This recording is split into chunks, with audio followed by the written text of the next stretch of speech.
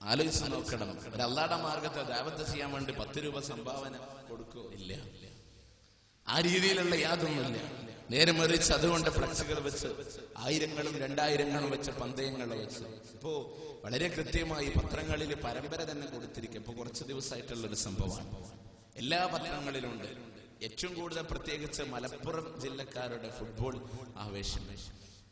ഇത് മലപ്പുറം ജില്ലയെ മാത്രം ഒതുങ്ങുന്നു എന്ന് ഞാൻ വിശ്വസിക്കുന്നില്ല. പക്ഷെ മലപ്പുറത്തുകാർക്ക് കുറച്ചുകൂടെ അതിനോട് താല്പര്യമുണ്ട്. ഇസ്ലാം കായിക മേഖലകളിൽ അനുവാദം നൽകുന്നുണ്ടെങ്കിലും ഇതിങ്ങനെ കണ്ടിരിക്കാനല്ലല്ലോ. കളിച്ചോ, പാകത്തിന്റെ ആവശ്യത്തിന് കായികപരമായിട്ടുള്ള അത്യാവശ്യം നമുക്കാകാം. അതിൽ മതിമറക്കാൻ പാടില്ല. ഇത് കളിയും വിനോദവും ആഡംബരവുമായി ജീവിതം അങ്ങ് തള്ളി നീക്കാൻ പാടില്ല. അതിന്റെ പേര് മരവിച്ചു പോകാൻ പാടില്ല. നേരെ മറിച്ച് നാളെ പരലോകത്ത് അർശിന്റെ തണൽ ലഭിക്കണമെങ്കിൽ അവിടെ യുവാ സമൂഹത്തെ പ്രത്യേകം എടുത്തുകൊണ്ട് അള്ളാഹുവിന്റെ റസൂൽ പറഞ്ഞു, തന്റെ രക്ഷിതാവിനെ ആരാധിച്ചുകൊണ്ട് വളർന്നു വരുന്ന യുവാക്കളുണ്ടോ അവർക്ക് അല്ലാഹു തആല നാളെ പരലോകത്ത് അവന്റെ സിംഹാസനത്തിന്റെ അർശിന്റെ തണൽ നൽകുമെന്ന് പഠിപ്പിച്ചു. അതിലേക്ക് നമ്മളില്ല. ഇതിൽ മനുഷ്യൻ മരവിച്ചു പോയിരിക്കുന്നു എന്നുള്ളതാണ്. കളിയും വിനോദവും ആഡംബരവുമായി ഭൗതിക ലോക ജീവിതത്തിനെ അവൻ തള്ളിക്കളയുമ്പോ നമ്മൾ ചിന്തിക്കേണ്ടതുണ്ട്.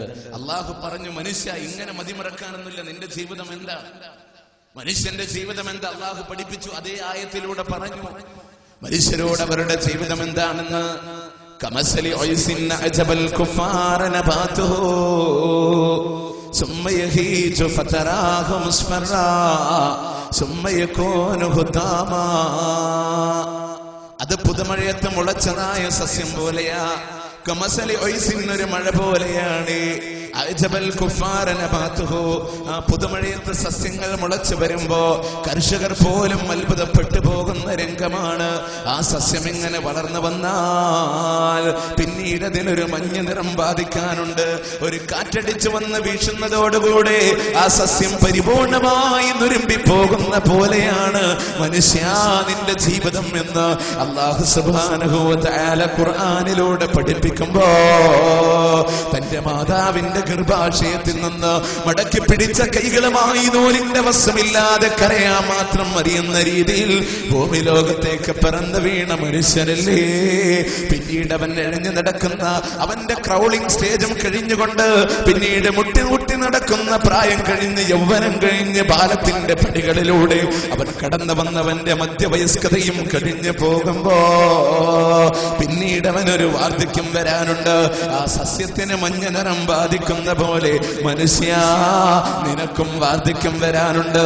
അന്ന് അല്ലാഹുവിന്റെ മലക്ക് വന്ന് വിളിക്കുമ്പോ അതോടുകൂടെ നിന്റെ ജീവിതം അവിടെ അവസാനിക്കുകയാണെന്ന് അല്ലാഹു സുബ്ഹാനഹു വ തആല പറയുമ്പോ ഇത് വളരെ കൃത്യമായിട്ട് കാണാൻ സാധിക്കും. William Shakespeare the world stage എന്ന് പറഞ്ഞൊരു പോയട്രി എഴുതി. അതിൽ അദ്ദേഹം പറഞ്ഞു, മനുഷ്യന്റെ 7 നാടകത്തിന്റെ 7 രംഗങ്ങളാണ് അവന്റെ ജീവിതം എന്ന്. അത്രയേ ഉള്ളൂ മനുഷ്യന്റെ ജീവിതം. റസൂൽ സല്ലല്ലാഹു അലൈഹി വസല്ലമ ചെറുവിരൽ സമുദ്രത്തെ മുക്കിക്കൊണ്ട് ചോദിച്ചു, ഇതിൽ എത്ര വെള്ളമുണ്ട്? ഇത്രയുള്ളൂ. അത്രയുള്ളൂ നിങ്ങളുടെ ജീവിതം.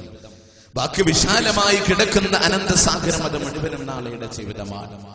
ഒരു സൂചിയെങ്ങാനും വെള്ളത്തിൽ മുക്കിയാൽ അതിന്റെ ദ്വാരത്തിൽ കാണുന്ന വെള്ളം, ബാക്കി നിലക്കാതെ അലയടിച്ചു കൊണ്ടിരിക്കുന്ന സാഗരം, അത് മുഴുവനും നാളെയുടെ ശാശ്വതമായ ജീവിതമാണെന്ന് റസൂലുള്ളാഹ് സല്ലല്ലാഹു അലൈഹി വസല്ലമ ഇബ്നു ഉമർ റളിയല്ലാഹു അൻഹുവിന്റെ ഷോൾഡറിൽ കൈവച്ചുകൊണ്ട് അല്ലാഹുവിന്റെ റസൂൽ പറഞ്ഞില്ലേ, കുൻ ഫി ദുനിയാ കഅന്നക ഖരീബ് ഔ ആബിറു സബീൽ. കുന്നി ആയിത്തീരണേ ഫി ദുനിയാ, ഭൗതിക ലോക ജീവിതത്തിൽ, കഅന്നക ഖരീബ്, ഒരു അപരിചിതനെ പോലെ ആയിത്തീരണേ, ഔ ആബിറു സബീൽ, അതല്ലെങ്കിൽ ഒരു വഴിയാത്രക്കാരനെ പോലെ നിങ്ങൾ ആയിത്തീരണേ.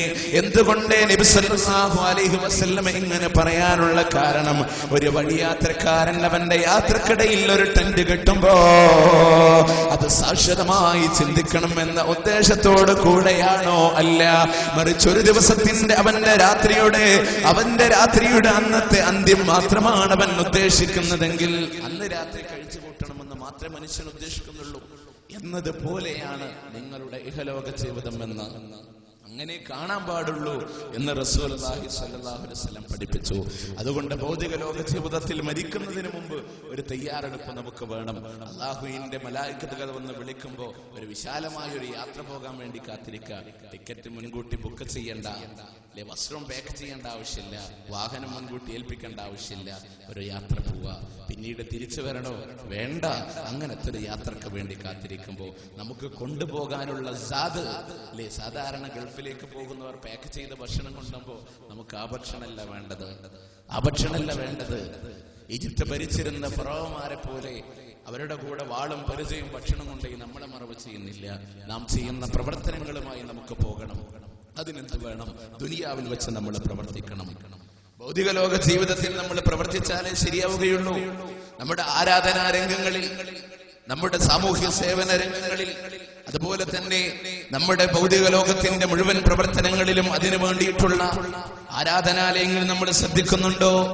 തീർച്ചയായും നമ്മുടെ ഭൗതിക ലോക ജീവിതത്തിൽ നമ്മുടെ അവസ്ഥ എന്താണെന്ന് ചോദിച്ചാൽ ആരാധനാ മേഖലകളിൽ നമുക്ക് ശ്രദ്ധയില്ല.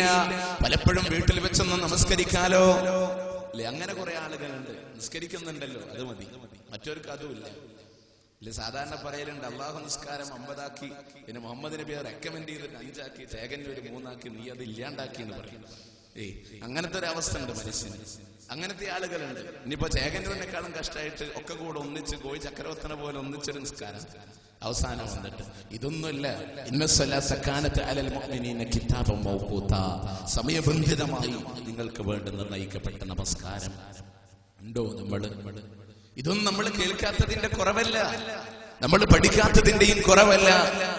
അള്ളാഹുവിന്റെ പള്ളികളിൽ വന്നുകൊണ്ട് നമസ്കാരത്തിന് ഹാജരാകണമെന്ന് പഠിപ്പിച്ചൊരു മതത്തിന്റെ അനുയായികൾ എന്തുകൊണ്ട് ആ പള്ളിയിലേക്ക് വരുന്നില്ല എന്ന് ചോദിച്ചാൽ വളരെ കുറച്ച് ആളുകൾ ഉണ്ടാവും. പല പള്ളിയിലും ഇമാം മഅ്മൂമും തമ്മിൽ ഭയങ്കര സ്നേഹ സൗഹാർദ്ദം. കാരണം അടുത്തല്ലാണ്ട് നിൽക്കില്ല, ഒരാളെ ഉണ്ടാവുള്ളൂ മഅ്മൂമായിട്ട്, രണ്ടാമതൊരാളുണ്ടെങ്കിലും ഒന്ന് വിട്ടുകൊള്ളു, അല്ലേ? അങ്ങനത്തെ പോലും അവസ്ഥയിലേക്ക് ഇനിയിപ്പോ മഴയുടെ സീസൺ വന്നു, മഴച്ചാറിൽ വന്നു, അപ്പോഴും നമ്മൾ പിന്നാക്കം, മഴയാണ് വരാൻ പറ്റില്ല.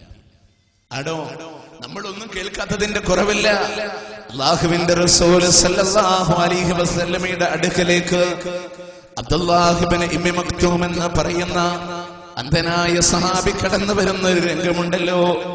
അദ്ദേഹം പ്രവാചകന്റെ അടുക്കൽ വന്നുകൊണ്ട് പറയുന്നു, ലൈസലീ ഖായിദു യഖൂദനി, എന്നെ നയിച്ചു കൊണ്ടുവരാൻ ഒരു നായകനില്ലല്ലോ. അദ്ദേഹത്തിന് 2 കണ്ണും കാണില്ല. എന്നിട്ട് അദ്ദേഹം പറയാ, എന്നെ പള്ളിയിലേക്ക് നയിച്ചു കൊണ്ടുവരാൻ ഒരു നായകനില്ലല്ലോ, അതുകൊണ്ട് വീട്ടിൽ വെച്ച് നമസ്കരിക്കാൻ എനിക്ക് ഇളവ് ചെയ്തു തരണമെന്ന് അബ്ദുല്ലാഹ് ഇബ്നു ഉമ്മി മക്തൂം റളിയല്ലാഹു അൻഹു അല്ലാഹുവിന്റെ റസൂലിനോട് പറയുമ്പോ പ്രവാചകൻ സല്ലല്ലാഹു അലൈഹി വസല്ലം ഇളവ് ചെയ്തു കൊടുക്കുകയാണ്. എന്നാൽ അബ്ദുല്ലാഹ് ഇബ്നു ഉമ്മി മക്തൂം അങ്ങ് തിരിഞ്ഞപ്പോ അല്ലാഹുവിന്റെ റസൂൽ സല്ലല്ലാഹു അലൈഹി വസല്ലമ വീണ്ടും വിളിച്ചുകൊണ്ട് ചോദിക്കുന്നു, നമസ്കാരം കൊണ്ടുള്ള വിളിയെ താങ്കൾ കേൾക്കുമോ അബ്ദുല്ലാ? നമസ്കാരം കൊണ്ടുള്ള വിളിയെ താങ്കൾ കേൾക്കുമോ? അഥവാ ബാങ്ക് താങ്കൾ കേൾക്കാറുണ്ടോ? ഉടനെ തന്നെ അദ്ദേഹം പറയുന്നു, അതേ റസൂലേ. എങ്കിൽ പ്രവാചകൻ പഠിപ്പിക്കുന്നു, ഫഅജിബ്, എങ്കിൽ നീ അതിന് ഉത്തരം നൽകണമെന്ന് അല്ലാഹുവിന്റെ റസൂൽ അബ്ദുല്ലാഹ് ഇബ്നു ഉമ്മി മക്തൂം റളിയല്ലാഹു അൻഹുവിനോട് പറഞ്ഞു കൊടുക്കുമ്പോ ആലോചിക്കേണ്ട, ശാരീരികമായി യാതൊരു പ്രയാസവുമില്ലാതെ അല്ലാഹു തആല ഒരുപാട് അനുഗ്രഹങ്ങൾ നൽകിയിട്ട് അവന്റെ പള്ളി മിനാരങ്ങളിൽ നിന്ന് ഹയ്യ അലസ്സലാ ഹയ്യ അലൽ ഫലാ, നമസ്കാരത്തിലേക്ക് വരണേ, വിജയത്തിലേക്ക് വരണേ എന്ന് പള്ളികളിൽ നിന്ന് വിളിക്കുമ്പോ എന്തേ മനുഷ്യൻ അതിന് മറുപടി കൊടുക്കുന്നില്ല? നാളെ അല്ലാഹുവിന്റെ മുമ്പിൽ ശിക്ഷിക്കപ്പെടുമെന്ന് ആലോചിച്ചിട്ടുണ്ടോ? ഭൗതിക ലോക ജീവിതത്തിൽ ആരാധനകളിൽ നിന്ന് മനുഷ്യൻ പാടെ വിട്ടുപോകുമ്പോ ഞാൻ ചോദിക്കട്ടെ, പരിശുദ്ധ ഖുർആൻ നമുക്ക് വേണ്ടി അവതരിച്ചിട്ട് അതിനെ നിത്യജീവിതത്തിലൂടെ പാരായണം ചെയ്യുന്ന എത്ര ആളുകളുണ്ട് നമ്മുടെ കൂട്ടത്തിലൂടെ? അതിന്റെ അർത്ഥം പഠിച്ചവർ എത്ര ആളുകളുണ്ട്? അതിനനുസരിച്ച് ജീവിതം ക്രമീകരിക്കുന്ന എത്ര ആളുകളുണ്ട്? ഇതൊക്കെ നമ്മൾ ആലോചിച്ചു കഴിഞ്ഞാൽ ഇല്ല, മനുഷ്യൻ അതർപ്പതിച്ചു പോയിട്ടുണ്ട് എന്നുള്ളത് വ്യക്തമല്ലേ? നേരെ മഗ്‌രിബ് സമയത്ത് ഒരു വീട്ടിൽ കയറി ചെന്നാൽ വീട്ടിലുള്ള പെണ്ണുങ്ങൾ വല്ലാത്ത കരച്ചില അല്ലേ? പുറത്തുനിന്ന് കണ്ട ഒരാൾ വിചാരിക്കും, പടച്ചോനെ ഇവിടെ ആരും ഒരാൾ മരിച്ചിട്ടുണ്ട്. സംഭവം മറ്റൊന്നുമില്ല, അവിടെ സീരിയൽ ഉണ്ടാവും, അത് കണ്ടുകൊണ്ട് ഇങ്ങനെ കരയും. ആരാൻ അഭിനയിച്ച് കണ്ടിട്ട് ഇങ്ങനെ കരയുന്നൊരു കൗം അല്ലേ? ആ നേരത്ത് ഖുർആൻ ഓതാൻ വന്നില്ല, അത് ഇബ്ലീസിന്റെ പെട്ടിയും തുറന്നുകൊണ്ട് ഇതിങ്ങനെ കണ്ടുകൊണ്ടിരിക്കുന്ന ഒരു അവസ്ഥ.